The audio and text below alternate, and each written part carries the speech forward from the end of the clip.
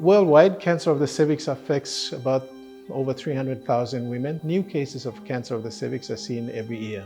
In Papua New Guinea, figures that we have quoted is that about 1,100. Cancer of the cervix is caused in 95% of cases by a small virus that's called the human papillomavirus.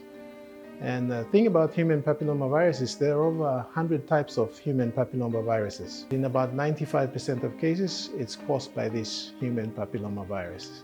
Cancer of the cervix is the second commonest cancer amongst women in this country, behind breast cancer. And it is cancer of the neck of the womb. And if I may show you on a diagram what we're talking about. Here's the uterus, the tubes, the ovaries, and this portion here, the bottom end of the uterus, is the cervix. And then there's the vagina. So when we're talking about cancer of the cervix, we're basically referring to a malignant growth that originates from the cervix. And when we talk about that growth, so cancer of the cervix is basically cancer of this portion of the bottom end of the uterus. Cancer of the cervix has basically no symptoms.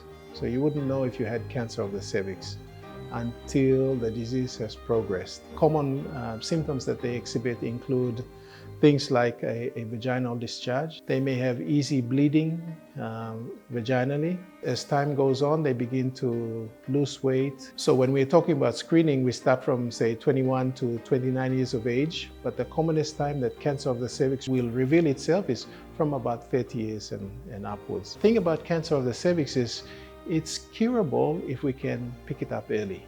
And I think that's the message we need to get to people, that cancer of the cervix is curable if we pick it up early. And unfortunately in Papua New Guinea, the situation is not ideal in that many of our patients who come to see us actually come in the late stages of cancer of the cervix. So not a lot can be done when they present very late.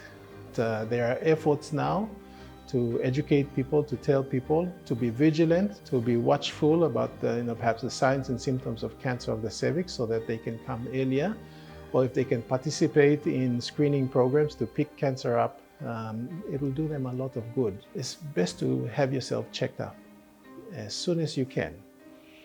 Even if it's not a screening test for cancer of the cervix like the pap smear or the GeneXpert, have your cervix checked. So go to a hospital, go to a clinic and have this checked up.